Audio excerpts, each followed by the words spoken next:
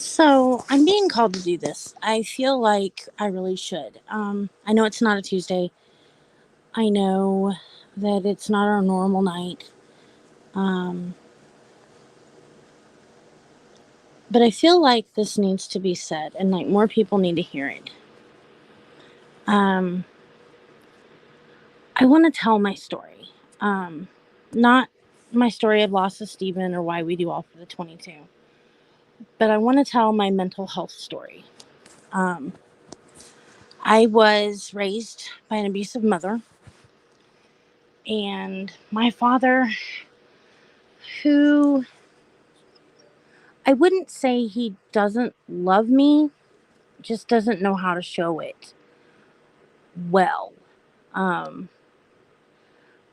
I tend to say he's emotionally constipated, um, because for me, it's not a love language that I hear easily. Um, so I was raised in those two houses. My parents divorced when I was 3 or 4, very, very young.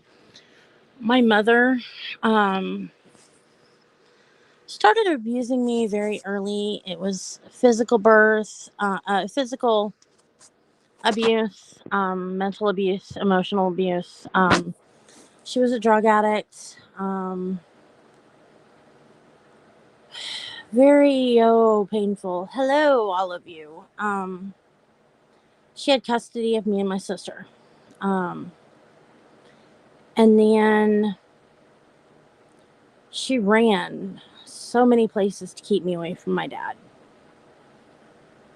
Well, then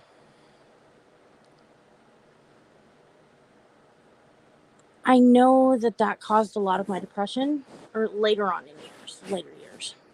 Sorry, trying to find a way where it doesn't, like, hey girls, how are ya? But every angle is just not helping. Um, so I learned to be the quiet one, the strong one.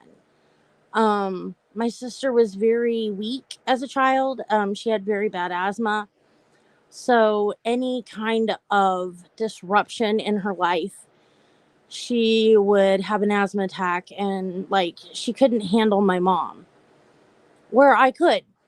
Um, I loved my little sister more than life itself, but as we grew up, it didn't seem that she reciprocated. Um, we grew up and grew apart, and my mom's abuse got worse as we got older.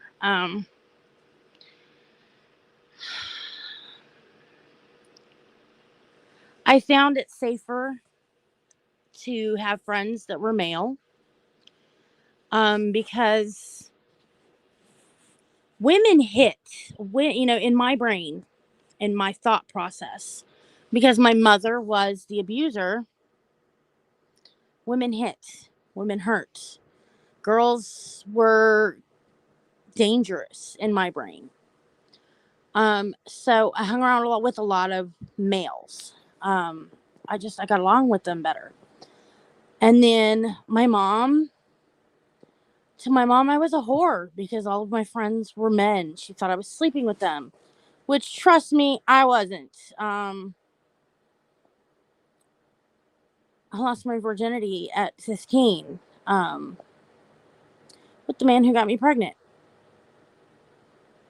Um,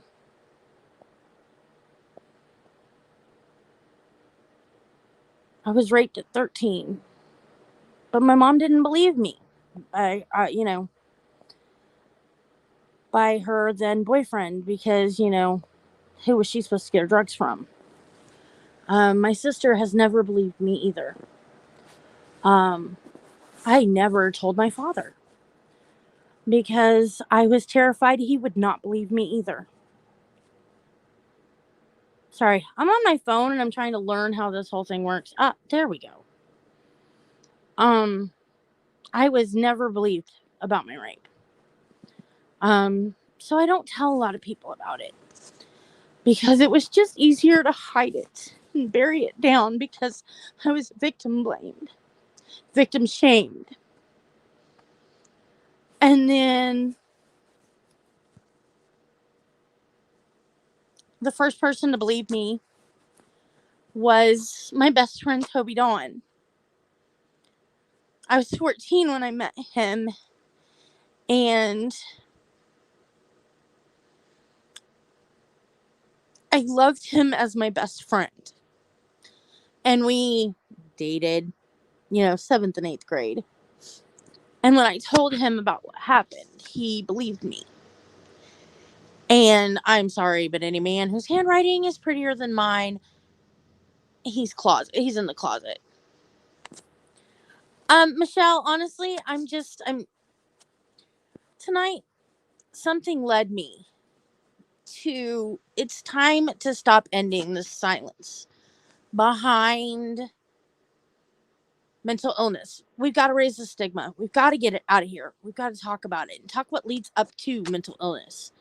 So I'm telling my story that's not connected to Stephen, because everyone knows my story connected to Stephen. Nobody knows what caused the other crap. And a lot of the problem is everybody sees my depression and they think, oh, it's Stephen. It's not. What people don't understand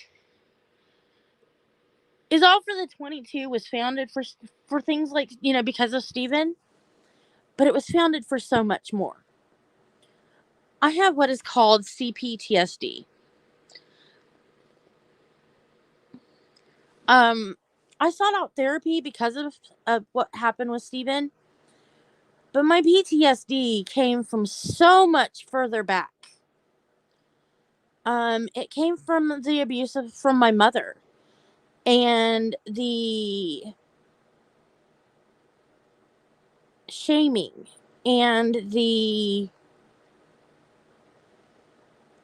mental blocks. My mother didn't love me. My father didn't love me. Stuff that we as a society, we as a generation, and I'm not just my generation, but the generation right after me. So the Gen X and the Gen Y? I don't know. I don't know anymore. But my generation of the 30s and 40s, mid 30s to mid 40s, and then the generation of the mid 20s to mid 30s, we need to stop hiding and saying, oh, it's just mental illness. We need to start telling people what it is and why we're so screwed up, because our parents did this to us and then told us to shut up, strap our boots on, carry on, don't talk about it. No, we need to talk about it. We need to be open and honest, not just with everyone else, but with ourselves. We need to stop hiding behind this cover of mental illness. I am not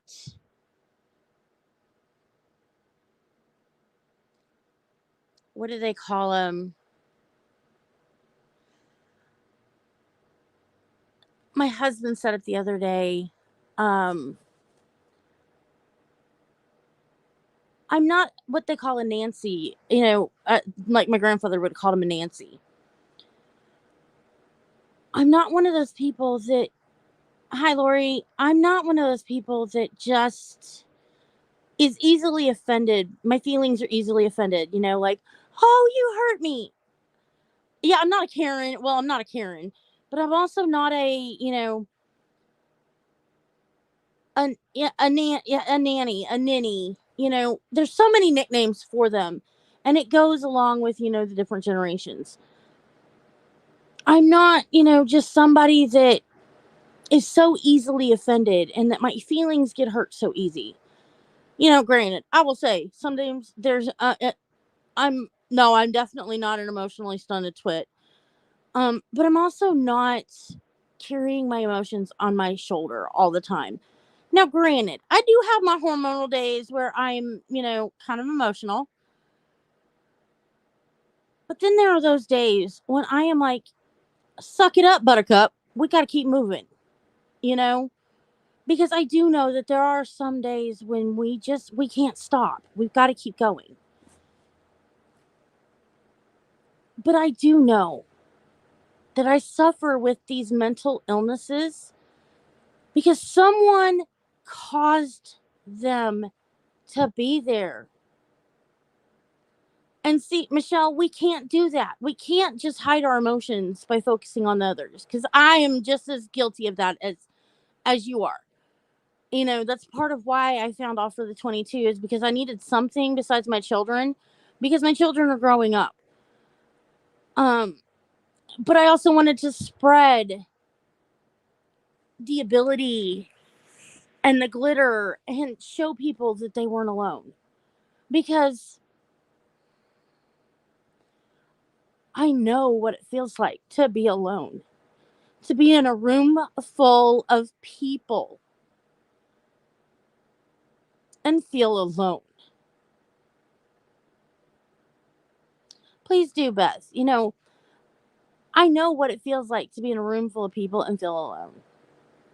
But I also know what it feels like to be in a room full of people and know I am not. And I do not have to be. Because I can speak and my words will carry some kind of force, of power. My voice has power. I have power.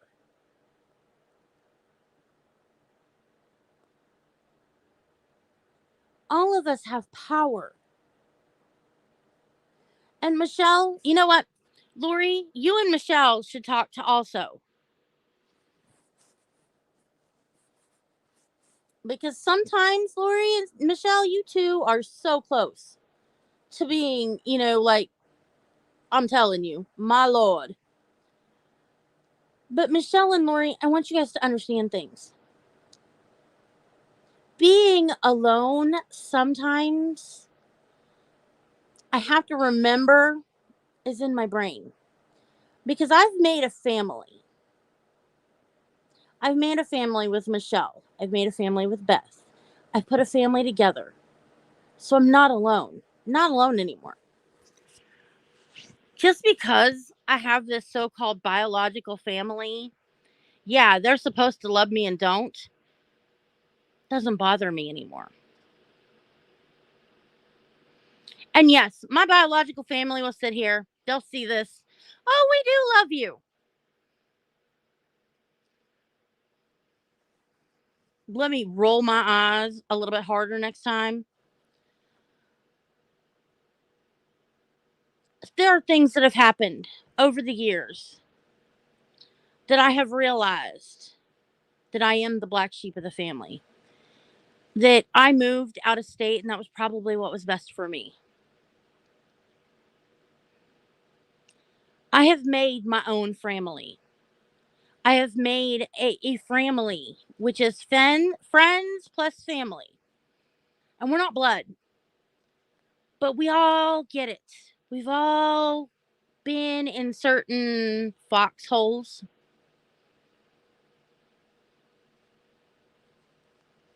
Does that make sense? We've all been in foxholes. And now we are joining those foxholes together. I know I'm going to have to play it later, Dixon. Trust me, or I'll be walking around the house humming it, and I'm going to have to play it on repeat until I get. Yeah. And it's really strange, Beth, because we do. There are times, and it's funny. And Beth, you point on that because I actually talked to my therapist about this because my mom and I have given up on that. I know See, Dixon, giving all them shots. Doing all them tests. You got a hold of it. And Beth, I've given up my contact with my mother. She is 100% toxic. I had to give it up in order to have me, to be 100% me. I had to give up my mother. Now, there's this little teeny tiny girl inside of my heart that always wanted to be a daddy's girl. And it's really hard with children, me having children, to not understand how one of my parents cannot love me and cannot find how how they would not want to be a part of my life. And why every time I get out there, every time that I've been around, they just find ways of making me feel unimportant. And I don't understand it, because anytime I see my children, I cannot help but shower them with my attention and affection and my love.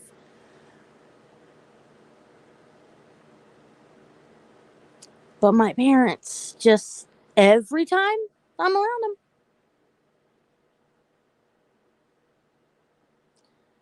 them, my mother,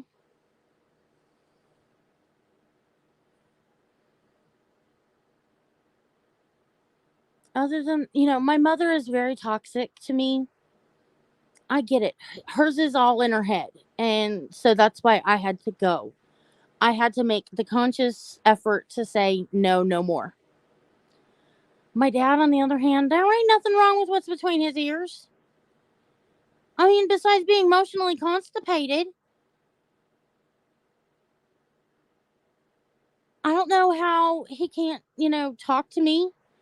How he can't spend an hour and a half of his time talking to me instead of taking a nap. But as soon as my sister walks in the door, he's bright-eyed and bushy-tailed and ready to take her to the store so he can find out why she didn't answer my mom's text message. I'm in town once every 5 years, maybe. 5 if they're lucky. But he couldn't talk to me and my children, who he hadn't seen in like 3 to 5 years. I don't get it.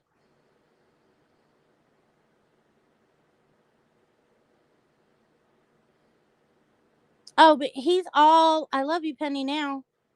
He'll tell me he loves me on the phone. I guess, because he knows I'm not coming home anymore. Don't know. I don't get it. Don't care to get it.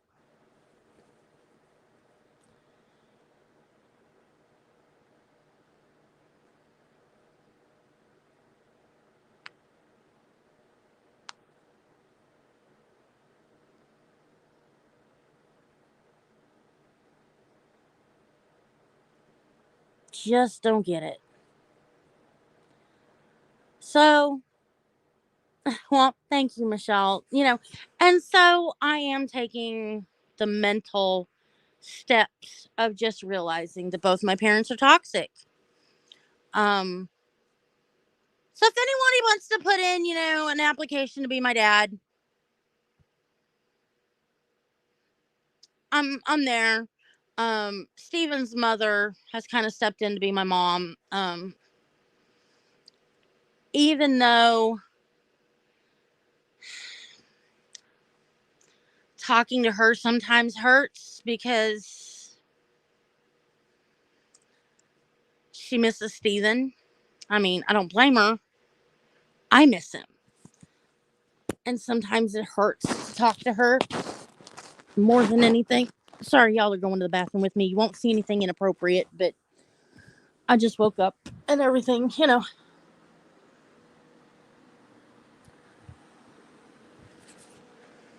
But yeah, it was just like I was having a conversation with another widow. You know, she just, she was feeling very hurt and she didn't understand why it is so hard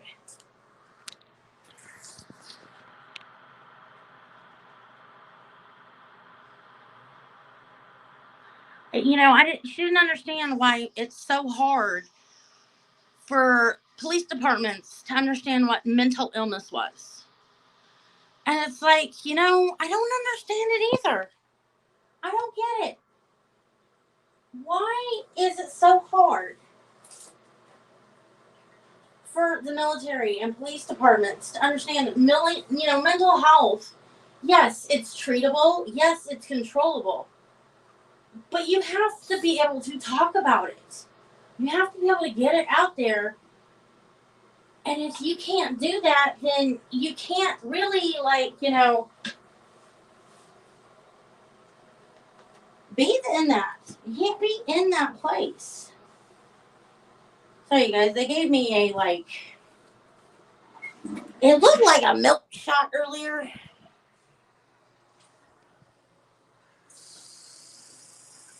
My knee decided to blow up twice the size of the other one. Yeah, it was real gorgeous. Went to my ortho doctor today, and it looked like they put milk into my knee.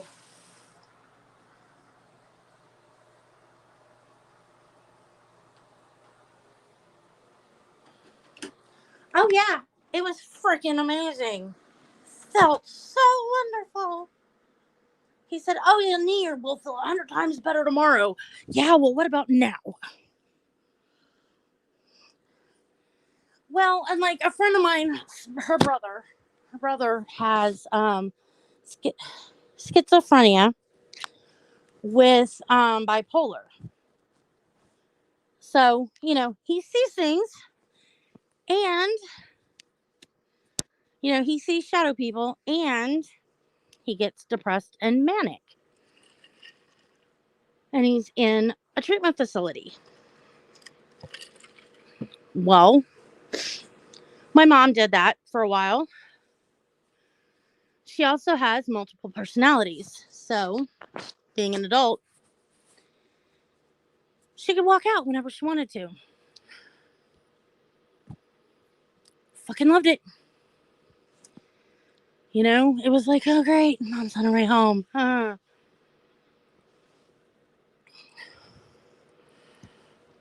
It's just, ugh.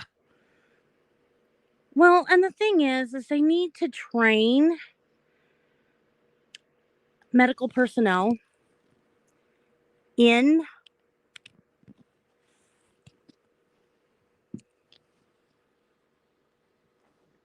those type of facilities.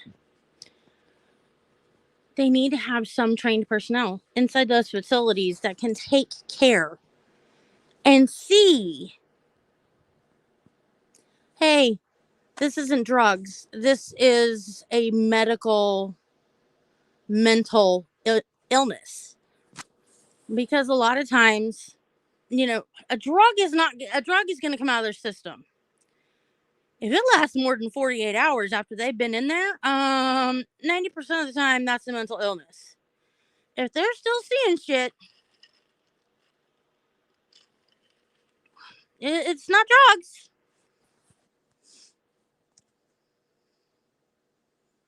Trust me, my mom self-medicated for quite some time. Hell, after Steven died, I thought about self-medicating. Not with drugs, with alcohol. Not with drugs, never drugs. I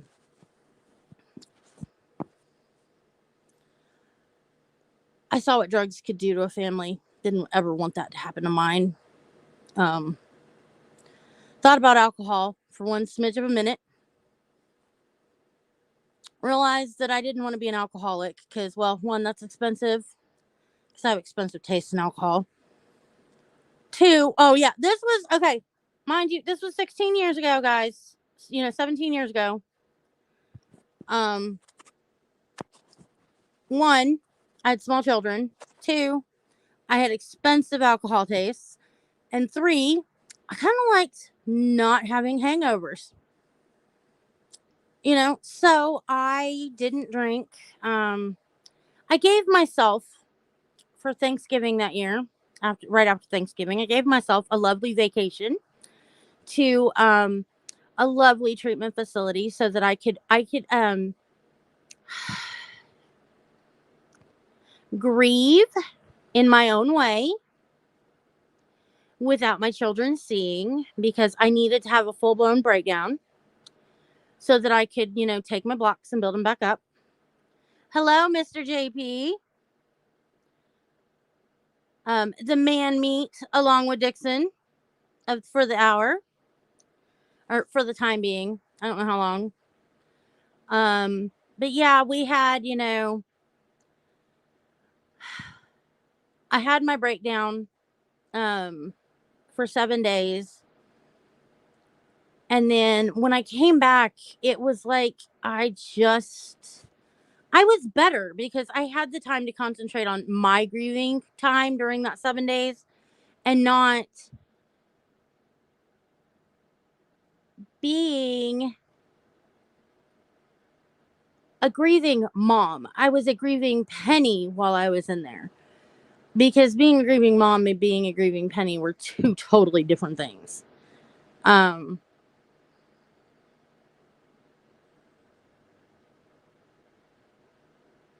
people don't understand that. Like, it's shocking to me that people don't understand that. Now I know widows that have children, you understand what I'm talking about. Because grieving as the mother, yeah, it is. It's really hard to grieve because everybody tells you, be strong, be strong, be strong. See this?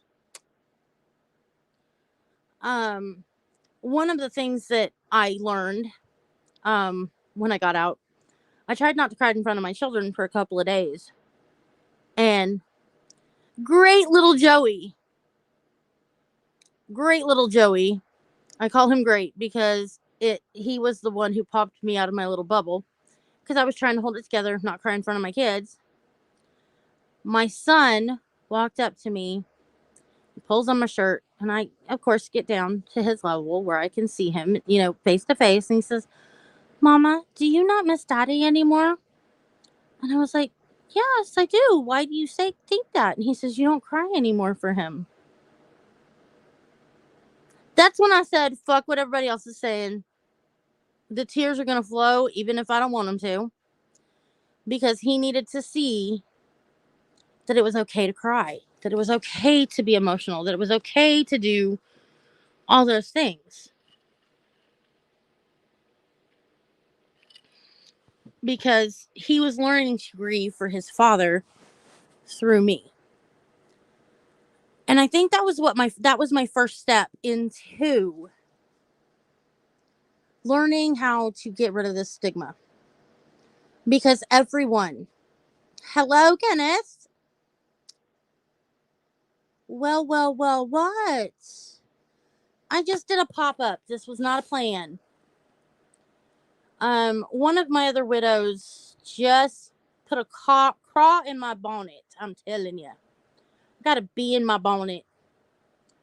Craw up my butt. I don't know how that saying goes. I don't know. But I started to make my way through the gambit of my mental health after he said that. Because I realized I was trying to hide parts of my mental health from my children. And they didn't need to be hidden. A bee in my bonnet.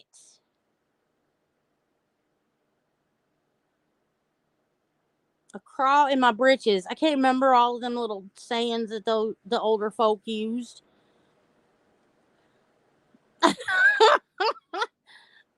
JP, leave me alone. But, it was... They were going to learn from me how they could grieve. Yeah, exactly, Michelle. So I had to teach them. My parents were really bad about teaching me my parents were really bad about teaching me what was okay. Whether, Blakey, will you shut my door, please, baby? Oh, Matt, will you shut my door then? Thank y'all. They didn't teach me how to show my feelings, show my emotions, show my mental illness. So, and I hate to say this, but I think my mental illnesses were part of my rebellion because in high school, my emotions, I've never had a really good check on them. Like, I mean, yeah, right. I know all of you are going, what? I know. Yeah, big, shocker there. I've always just, I feel and you see. It's no, there's no filter. I've never had a filter. And I think that's what got me into a lot of trouble when I was younger because when I was mad, you knew I was mad. When I was sad, you knew I was sad. If I was angry, you knew I was angry. You know, exactly. Well, and that's the thing, Beth. I was so wide open. Like, nobody, there was no, you knew it because I didn't have that other form. I didn't know it, so I didn't use it. If it was mad, I was mad. If that's what I felt, that's what I was. Which my parents were like, huh? Now, my grandparents, they could deal with me. But my parents, oh no. My grandparents were like, oh, well, she's mad. What made her mad? Well, I don't know. Have you talked to your child? And my parents were like, you want me to talk to her? I mean, like, there was one time my dad made me so mad, I locked myself in my closet. And I'm kicking my closet door. And my dad's like, what in the hell are you mad about? And I told him what I was mad about. He fixed it and I was fine. He's like, well, why didn't you say so? Well, I did. You just weren't listening. Well, and see, and that's what how I've been with my children for a very long time. Like my children and my husband, they understand my anxiety. So, like when we're at the store, they come up behind me and they're like, "Hi, mom," and then they touch me. Or my husband says, "Hi, baby," and then he touches me because they know if they touch me and then say something, I will freak out as soon as they touch me. Or like they won't even touch me. They'll just be like, "Hey, mom, I'm behind you." So that I know that whoever's behind me is mine. It's my kid, my husband, whatever. So that I don't freak out because somebody's walking behind me and is following me. And like, they also understand my depression. When I stay in my room and I shut myself in my room and I'm in there, they know, come in, check up on me. Come in, lay down on the bed, hi, mom, and then rub my hair. Or, hi, honey, and rub my hair. Because that's a sense of support for me when I'm down. I like to have my hair played with. It shows me, without them going out of their way and out of their comfort zone, that they love me, that they're there for me. And if I need one of them, I can call my son who is in college. Exactly. And they know, like my son who's in college. Funniest story ever. He calls me and he's like, "Are you guys coming up for my concert?" I said, "Yes, honey, we're about to get on the road." He says, "Okay, I didn't want you to be late." And I was like, "Oh, honey, I'm not going to be late." He's like, "Are you feeling okay?" And I said, "Honey, I'm excited about today." He's like, "Okay, well, how far back are your rows?" And I said, "Well, we're like third row from the back." And he's like, "Okay, I wanted to make sure you could get out just in case it gets overwhelming because it is pretty loud." And I said, "Honey, I already took my anxiety meds, so I will be able to enjoy it with you." He's like, "Okay, and no, you can sing if you want to." And I was like, "I can?" And he was like, "Yes, you can." And I was like, "Yay!" He was like, "Oh my God, I think I just made my mom the happiest she's ever been." And I was like, "Honey, I like it when we can share things together." And he was like, "I know." Well, I got up and because there was a bigger guy sitting behind me to the left of my son who is sitting behind right, like to the right behind me. And it kind of freaked me out because he kept tapping his foot on the back of my seat. So I got up, went to the bathroom, and just stood at the back of it on the wall.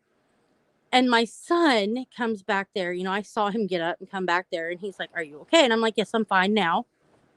And I'm singing along to the carols and swaying. And he's like, "Oh my God, I think we found Mom's happy place." Maybe. I'm happy right now. I was happy as all get out. My son comes out after that and he's like, "Did you have fun, Mom?" And I was like, "Yes, I had fun." And he's like, "Good, I'm gonna go change." He runs inside and I'm like, he was so at peace, and it was so happy that watching him put me at peace, and I could let go of all the scared. And I don't think my kids understand that I am afraid for them sometimes because I want them to be at peace and I want them to be happy.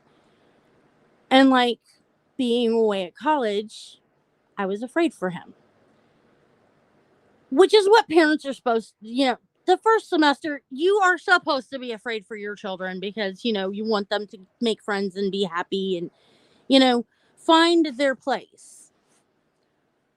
But he didn't cause for me to be that way. It's because I'm his mom and I'm always going to worry about him a little bit. But my children also know they don't cause my anxiety. They don't cause my fear. My anxiety was caused long before they were even in my life.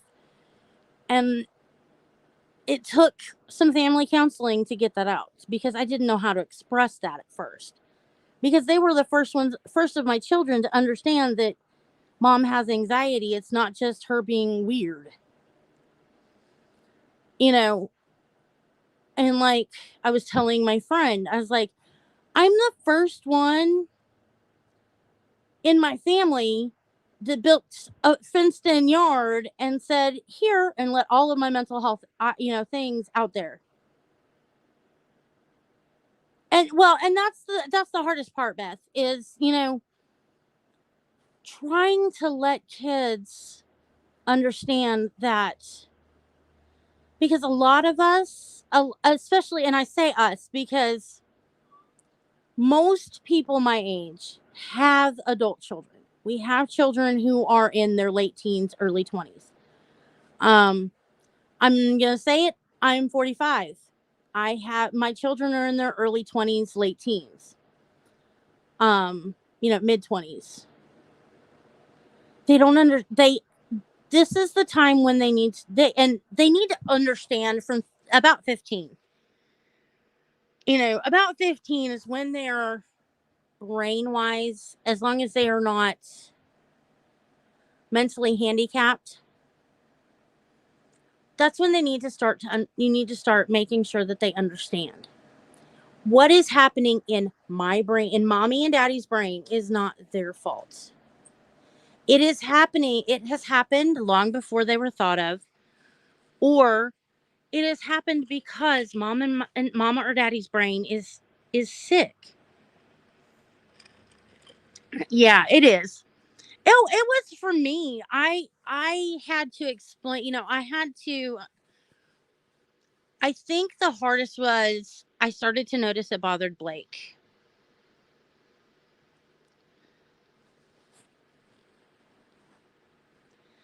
Um, Toto, that's enough. I had to. I noticed it with Blake.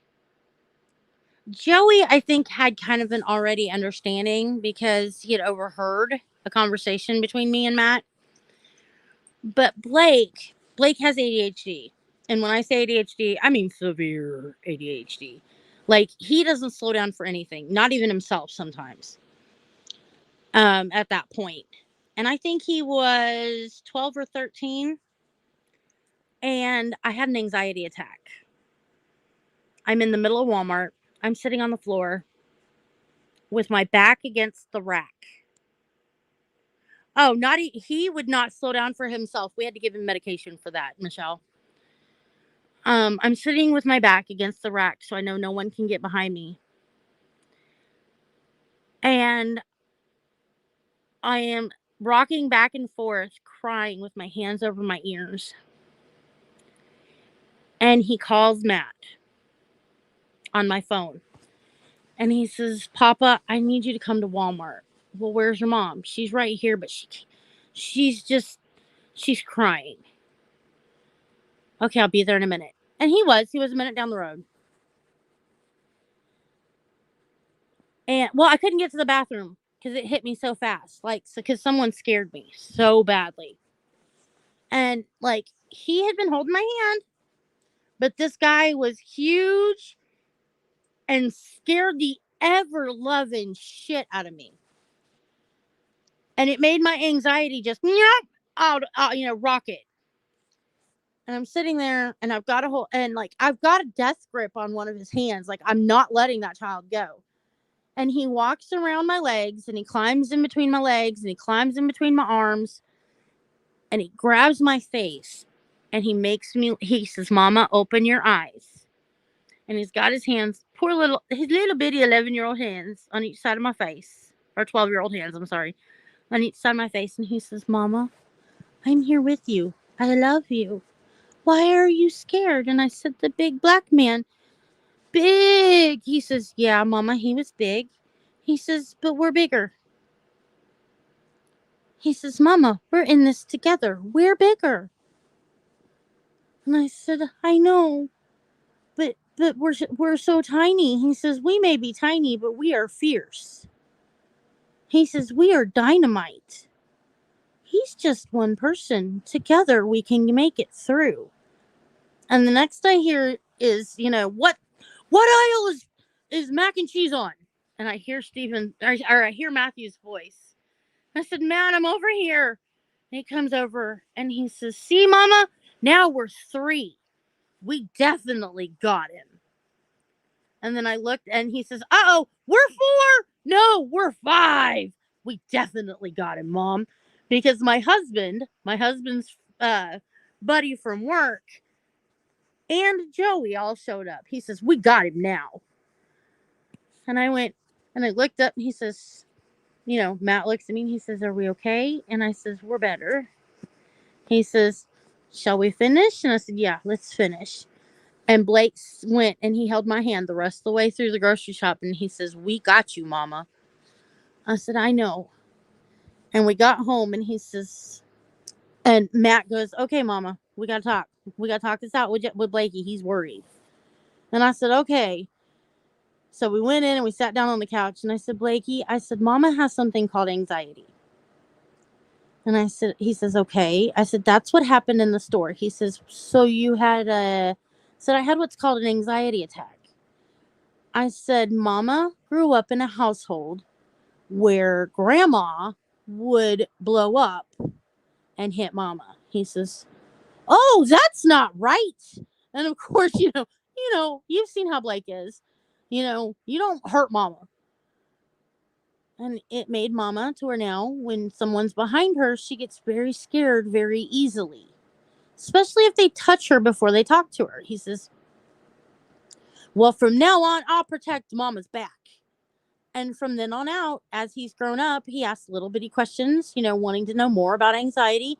And now he knows all about anxiety. And he says, oh, so that's what this feels like. And I'm like, yeah. He says, Mama, he says, I think I have anxiety about you dying. And I'm like, well, that's extremely possible. And it's okay to have that kind of anxiety. And he's like, but why? And I'm like, probably because you lost your dad. He's like, but I wasn't old enough. And I said, you weren't old enough to remember. I said, but you're old enough to understand. He was like, well, I always have it. And I said, probably. He said, did some of your anxiety come from losing dad? I said, oh yeah, a lot of my anxiety came from losing dad. I said, a lot of it came from growing up in my grandma's house. I said, anxiety doesn't just come from one place or one, instance.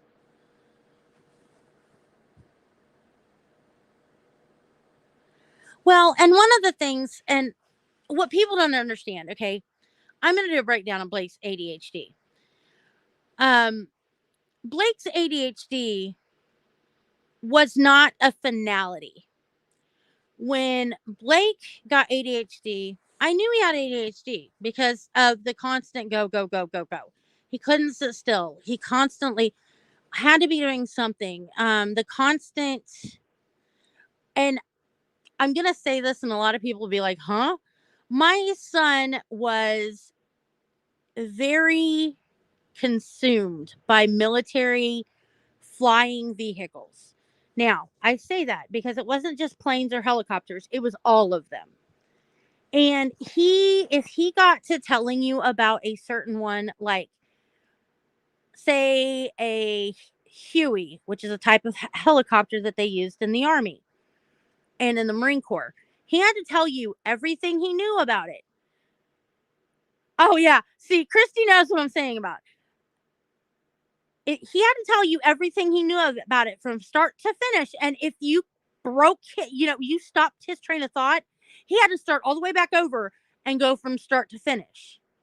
He couldn't just stop. You had to hear the entire spiel before he could stop, or he would start over however many times from wherever you stopped him. And it would be until you let him go with you all the way through. And I would literally warn people, if he starts talking about something, you've got to let him go all the way through. And let him follow you. Pretend you're listening, but you don't have to. Just pretend. Say, in the right places. Now, one of the other things about Blake's ADHD is he would not sleep. So they had to put him on something that would slow him down because he had ADHD with chronic insomnia. ADHD from his dad, chronic insomnia from his mother. Kind of won the fucking fuck up lottery of mental health conditions, and physical conditions. One of the things that has followed him into his teenage years and will probably follow him into his adult years is he does sleep, eat. Now, he does not need anything for focusing. He stopped that about 16, and he uses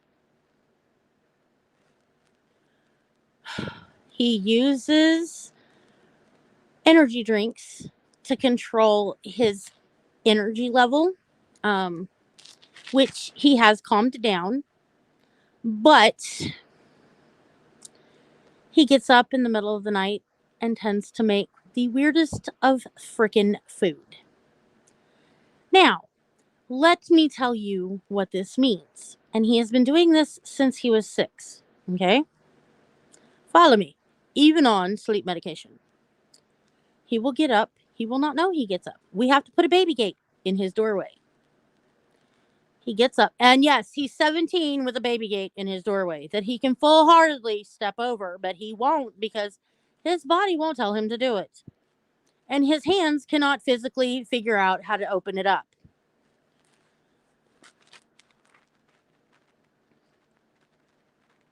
And he has to go through 2 of them, mind you.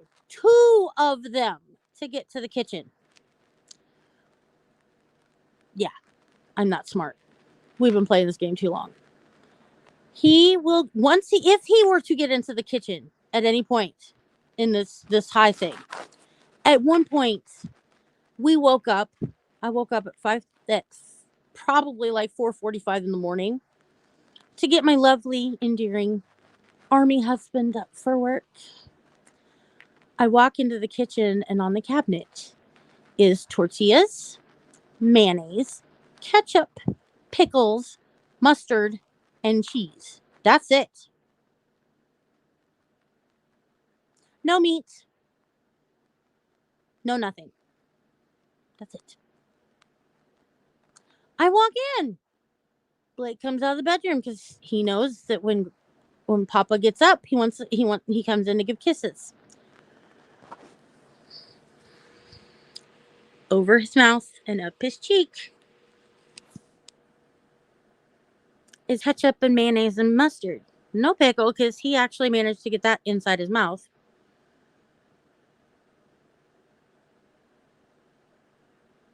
Yeah, that was my child. What people don't understand, and this is the thing, mental health with ADHD children and adults is a catch along. There is mental health that comes with ADHD. Um, I am watching two of my favorite men skip along with it.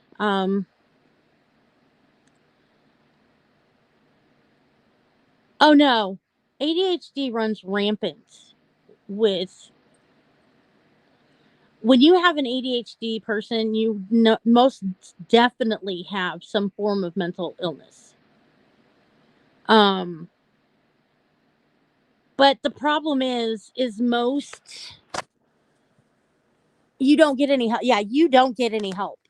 Now I had an amazing ADHD doctor when we were at Fort Bragg when he was first diagnosed. She would see, she would ask me how his mental health was, um, so we could, you know, get him done. Um, and Michelle, I would absolutely start pushing. No, I would get a hold of your insurance and find out what mental health, what mental health providers in your area will are available and make appointments for him. Don't go through your ADHD provider. Um, I actually keep doing it. Keep fighting because I'll tell you, um, I fought for 2 years, um, along with his ADHD provider to get him into psychiatric help. Um, keep going. I'm telling you, keep going. You will find someone who won't ignore you. You will. I promise you. It's hard, but we are their voices. That's the hardest part. And I do this with Christy all the damn time. Christy will tell you, I am the strongest. Christy watched while I fought for my son. Um, there are times when I got on the phone with her just absolutely frayed. Um, Michelle, get with me afterwards. We'll talk. Because there are things that you can do. I promise, honey. There are things that we can do. There are ways to get around that loophole. I promise. Um, my baby boy was suffering and there was nothing physically I could do. And my doctor and I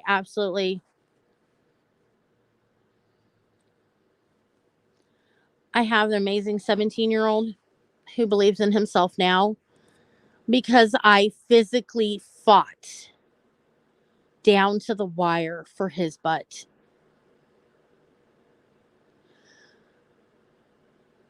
Oh, go, do what you need to do. Um, I, Blake is, I fought for his mental health as much as I fought for mine. Um, he is a survivor, but he is also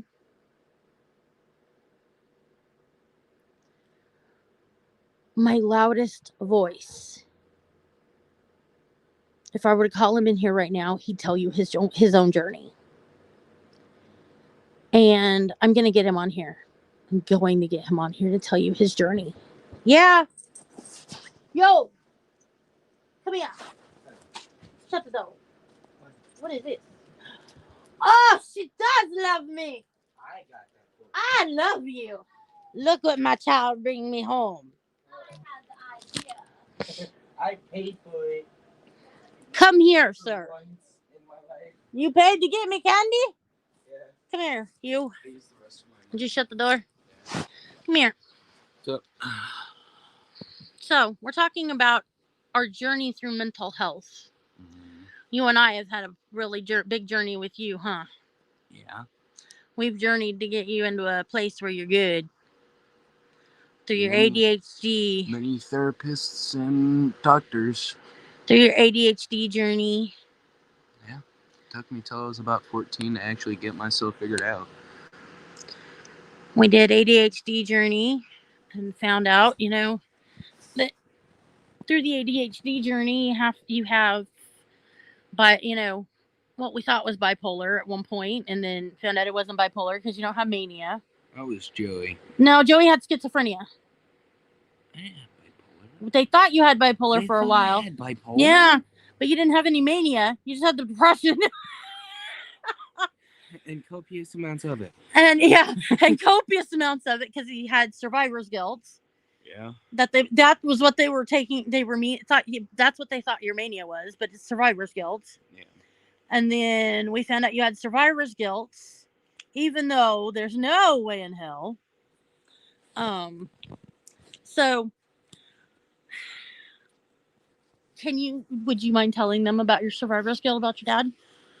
So, when I first, put two and two together, and once my mom finally told me about what happened with my dad, I mean, growing up, I thought, oh, he just wasn't there, He wasn't there. I didn't really have a dad. Mind you, this is as age progressed and was old enough to understand. Yeah. And as I grew up and mom told me, what happened with dad, why he wasn't there, in my head, I put two and two together. New baby in the house, just diagnosed with all his medical stuff, plus a brand new baby that was really sick. I felt like I caused too much stress on his shoulders, and I put too much stress on his shoulders that it made him break. And I thought I was the cause of him killing himself for the longest time. And with everything that we're finding out now, That's a whole nother episode. Anyways. We're talking about your survivor's guilt. I grew up basically feeling like I was the cause for everyone in my family's pain because I put too much weight on my dad's shoulders. And it sucked because it felt like Joey had a certain hatred for me because I ripped dad away. And, I felt like I couldn't, do things that dad did around mom because it made her sad. And I was scared to do so. Made mommy happy, though. In my head, I didn't think it was happy. They were tears crying. of joy. He didn't understand that mom could cry tears of joy and tears of sadness. I saw tears and I was like, I made mom cry. I'm not supposed to do that. They made me cry tears of joy, though, which you learned later. Yeah. And I learned with time that, doing the things that dad did, it brought a little bit of joy and a little bit of, sadness because he wasn't there to be, doing those things. But glad that we had some bit of his light left in me, at least. And that's where Greg the Gremlin. Greg. He has Greg the Gremlin, which is his... See, this is why people think I have split personalities. You do not have split personalities. He has Greg the Gremlin, which is what we call him when he's in his goofy behaviors, because he acts so much like his dad, because he just has like this carefree, childlike, I want to goof around mode, and it's absolutely amazing. And he's so much like his dad with it. Why does everybody keep saying I look like you? I don't know. He does not look like me. I look like Dad. He looks like his father. Okay, so let's see. Because the facial shape. Yeah, our facial shapes are exactly the same, but his dad looked a lot like him when he was chunkier. Him and his dad look identical when they were chunkier. I'm about to start slimming down. Hold on. Let's see if we can pull up a picture of dad on the iPad. Yeah. Do I have to go into school tomorrow in the morning? Or can I just stay home? I would be okay with you staying I'd home be since going we have to in go for to the 2 hours. doctor for like an hour. I'd be going in for 2 hours just for y'all to pull me out. Yeah, I don't have a problem with that. I don't think mean, Matt would have a problem with sleeping in a little bit I because do he's not. taking you. Oh, I do not have mom's facial features. he has my nose. I've got her facial structure, or I've got like her face shape and her nose. Okay. Yeah, let's see. There they are.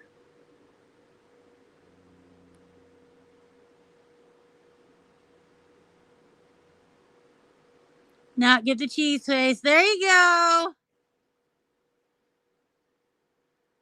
Yeah. He's his papa. Dad. I'm sorry, he's his daddy. He looks very much like his father when his father plumped up. Lately. Yeah. Let's see. No, it's this one. There it is. Put that one up there beside your face. Because that one's more your grin.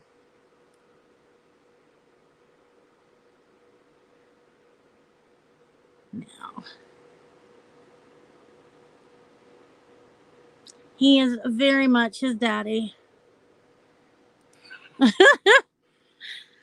Yes, Blake is somewhat uneven. You know, he does have my nose, but he is, other than that, he is very much his father. I made a Dollar General run. Mm-hmm. We got 2 things of Pringles, Pa and Joey and Nos, you Twix, me a giant can of raviolis. So I don't have to cook again tonight, huh? Everybody else can make brats and hot dogs? Oh, no, that's saved for the next time I have JRTC. Oh. In the classroom. I'm just going to sit in the back and eat raviolis. Why? Because I'm Sergeant Major and I can do whatever I want. But yeah, I mean, and it's so strange because people think survivor guilt are only those, you know, who are conscious of the fact that they're left behind. Blake was 2 months old. You know, All I knew was to eat, piss, he and shit. he ate, slept, and pooped and peed, Eat, and that was sleep, it. Pee and poo. That's all I knew. And you know, cry. Here we are. So you know, here I am, 17 years out. 17 years out, and you know, the thing about it is, you know, survivor's guilt doesn't really go away, no matter what anybody says. You know, because we're still going to think of him. We're still going to, you know, and we took a lot of that walk together with him, you know, with Matthew and with Blake because they both have PTSD, they both have ADHD. And believe it or not, survivor's guilt can morph into PTSD. And no, I didn't beat my children to give them PTSD. You know, I'm sure that they'd rather have it that way, but sorry, I make a joke because I am a PTSD from beating. And yes, I have worked through that. That's why I can make the jokes now. But you know, people don't understand that. Yes, I am on my phone. Why? But you know, we have to talk about our mental illnesses. If you want to get on here and talk, even if you only want to talk for 5 or 10 minutes, please get a hold of me. Get a hold of Michelle. Get a hold of Christy. Get a hold of, you know, someone. Beth. I'm sure Beth will send you my way. Kenneth will send you my way. Tiffany. Anyone who's from Furious Love Nation. Anyone who's from All for the 22. You know, we want you to talk. And even if you want to do it anonymously, there are ways that we can do it on here where people can see you anonymously. You know, where people can hear your story anonymously. We've got to stop this stigma of silence around mental health. We have to. We got to start telling our stories. We got to start showing that we're not alone in depression.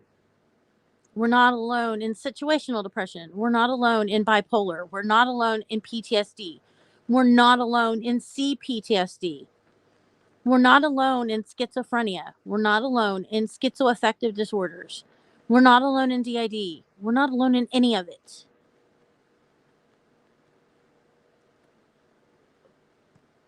But I also stand by the point of if not me, then who? I can only talk about what I know, and that's PTSD, or I'm sorry, CPTSD and situational depression and severe anxiety.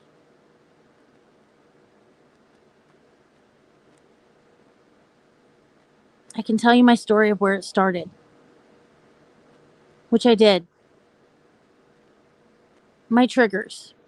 People that stand behind me without saying something, that's my anxiety. My depression, certain days throughout the year. My CPTSD, well, my anxiety. My dad, my mother, most of my family that I have not adopted.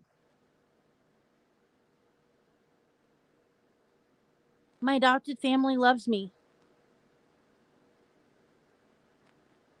So next year at Christmas, I'm going to send and put out the invitation for my adopted family to come because I want to be surrounded by the people I love.